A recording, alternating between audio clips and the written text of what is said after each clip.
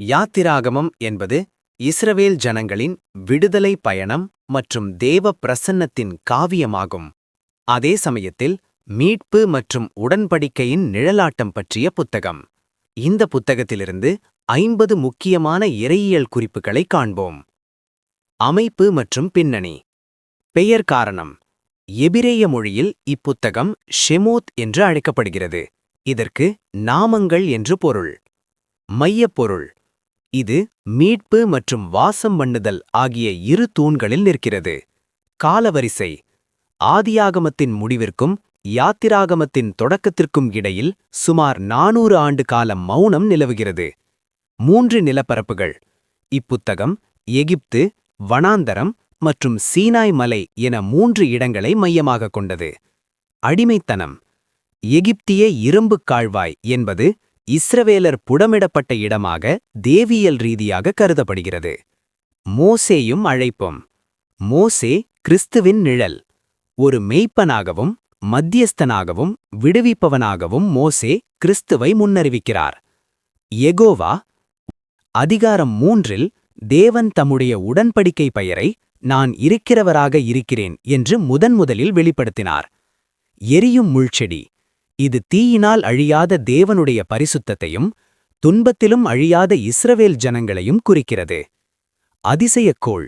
சாதாரணமான ஒன்று தேவனுடைய கையில் வரும்போது அது வல்லமையுள்ள தருவியாக மாறுவதற்கு இதுவே முதல் பாடம். திக்குவாய்.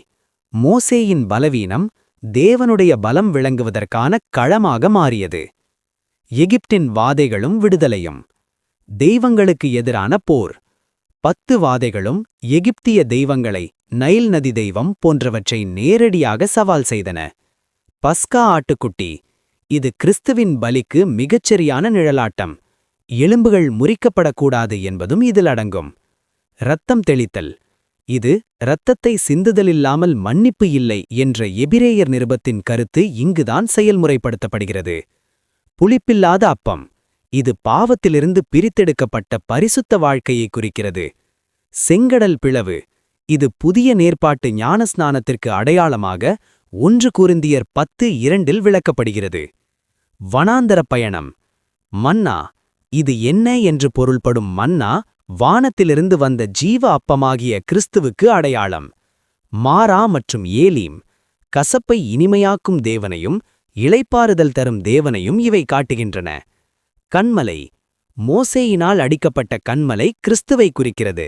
அதிலிருந்து புறப்பட்ட தண்ணீர் பரிசுத்த ஆவியின் அடையாளம். அமலேக்கோடு போர். மோசேயும் கைகள் உயர்த்தப்பட்டபோது வெற்றி கிடைத்தது. இது மத்தியஸ்த ஜபத்தின் வல்லமையை காட்டுகிறது. சீனாய் உடன்படிக்கையும் சட்டங்களும். 10 கட்டளைகள். டெக்கலாக். இது 2 பலகைகளில் எழுதப்பட்டது. ஒன்று தேவனுக்கும் மனிதனுக்கும் இடையிலான உறவு, மற்றொன்று மனிதர்களுக்கிடையிலான உறவு. தியாக்ரசி. இஸ்ரவேல் தேசம் ஒரு தேவாதிக்கம் கொண்ட நாடாக இங்குதான் உருவானது. அடிமை சட்டம். சதக். ஒரு அடிமை தன் எஜமானை நேசித்து காது குத்தப்பட்டு அவனிடமே தங்குவது. அதிகாரம் 21 கிறிஸ்தவின் அடிமையாக மாறுவதற்கு நிழல். சிவில் சட்டங்கள்.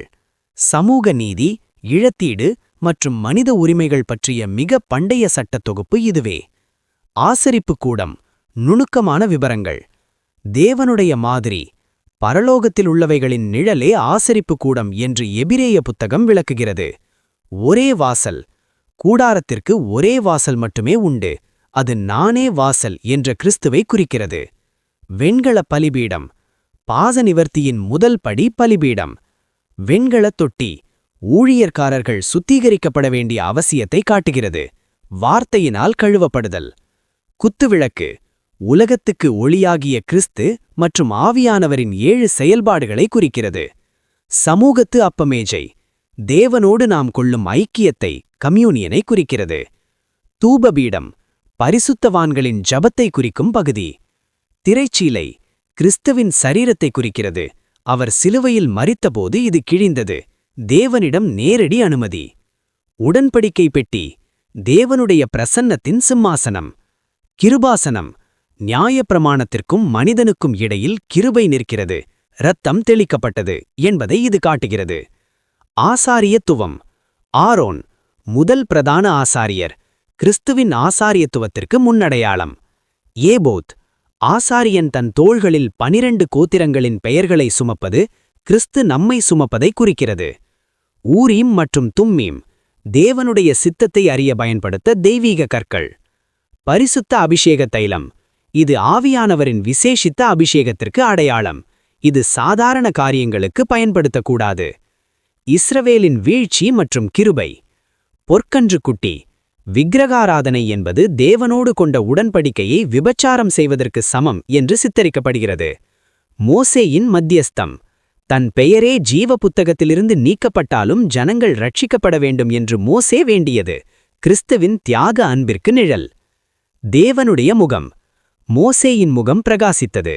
தேவ பிரசன்னத்தில் இருப்பவர்கள் மறுரூபமாவார்கள் என்பதற்கு சான்று.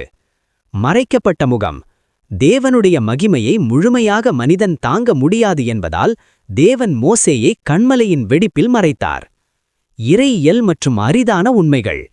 மேகஸ்தம்பம் மற்றும் அக்கினி ஸ்தம்பம், இது தேவனுடைய வழிநடத்தல் மற்றும் பாதுகாப்பை குறிக்கிறது. 70 மூப்பர்கள், மோசேயோடு மலையில் தேவனை தரிசித்து போஜனம் பண்ணியவர்கள். அதிகாரம் 24:11. பெசாலேயேல், பரிசுத்த ஆவியினால் நிரப்பப்பட்டதாக வேதபாகத்தில் குறிப்பிடப்படும் முதல் கலைஞர் இவரே. யாத்திராகமம் 34:6-7, தேவனுடைய சுபாவத்தை பற்றிய மிக முக்கியமான இறையியல் விளக்கம். உருக்கமும் இரக்கமும் நீடிய சாந்தமும் என்று. மீட்கும் பொருள், ஒவ்வொரு மனிதனும் தன் ஆத்துமாவிற்காக அரை சேக்கல் வெள்ளியை மீட்கும் பொருளாக தர வேண்டும். அதிகாரம் 30:12. சப்பாத்து, 10 கட்டளைகளுக்கு முன்பே மன்னா சேகரிப்பதில் ஓய்வு நாள் அறிமுகப்படுத்தப்பட்டது. இரத்த உடன்படிக்கை, பலிபீடத்தின் மேலும் ஜனங்களின் மேலும் இரத்தம் தெளிக்கப்பட்டது. இரு தரப்பும் உடன்படிக்கைக்கு கட்டுப்பட்டவர்கள் என்பதை குறிக்கிறது. கூடாரத்தின் முடிவு, யாத்திராகமம் முடியும்போது தேவனுடைய மகிமை கூடாரத்தை நிரப்பியது. இது யோவான் 1:14 என்ற முன்னடையாளம். விடுதலை ஒரு தொடக்கம். அடிமைத்தனத்திலிருந்து விடுதலை என்பது ஒரு இலக்கல்ல, அது தேவனை ஆராதிப்பதற்கான ஒரு வாய்ப்பு. என்னை ஆராதிக்க என் ஜனங்கள் போகவிடு, இதுவே யாத்திராகமத்தின் முக்கியமான கடைசி முழக்கம். இந்த தகவல்கள் உங்கள் ஆய்விற்கு பயனுள்ளதாக இருக்கும் என நம்புகிறேன். அடுத்ததாய் லேவியராகமம் புத்தகம் பற்றிய குறிப்புகளுடன் சந்திப்போம். ஆமேன்.